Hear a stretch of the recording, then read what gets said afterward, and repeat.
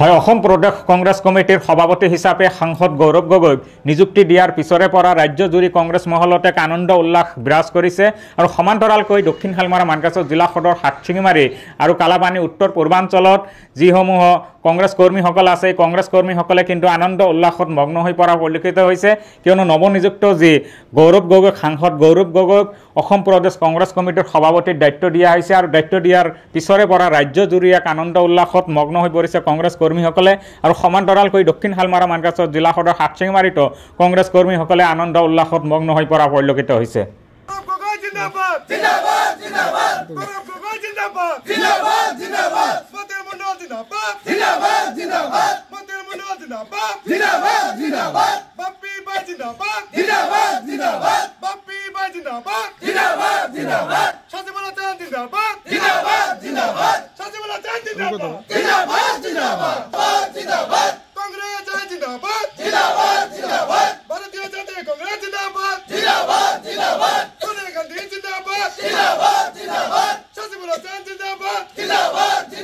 আমাৰ অসমৰ গৌৰৱ তথা গৌৰৱ গগৈক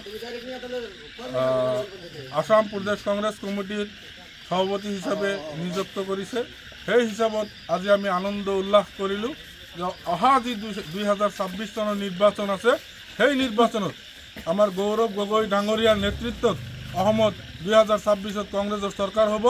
সেই আনন্দ উল্লাস আমি আজি আগতীয়াকৈ কৰিলোঁ।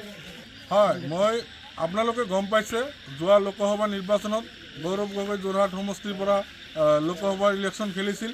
তাত কিমান মন্ত্ৰী গৈ বাহৰ পাতিছিল, চিএম নিজে গৈ বাহৰ পাতিছিল, কিন্তু গৌৰৱ গগৈ হৰাব পৰা নাই। গৌৰৱ গগৈয়ে 10টা সমষ্টি 9টা সমষ্টিয়ে লিড লৈছিলে। সেইকাৰণে মই ভাবোঁ কংগ্ৰেছৰ নেতৃত্বত গৌৰৱ গগৈৰ নেতৃত্বত upper Assam lower Assam middle Assam সকলো ৰাইজে গৌৰৱ গগৈক আঁকোৱালি ল'ব। অহা নিৰ্বাচনত গৌৰৱ গগৈৰ নেতৃত্বত অসমত এটা সুস্থ চৰকাৰ আহিব বুলি মোৰ আত্মবিশ্বাস।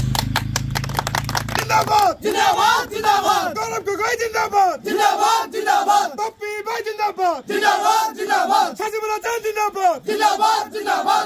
আপোনালোকে চাই আছে নিউজ কেয়াৰ 24 সত্যৰ সন্ধানত অবিৰত যাত্ৰা।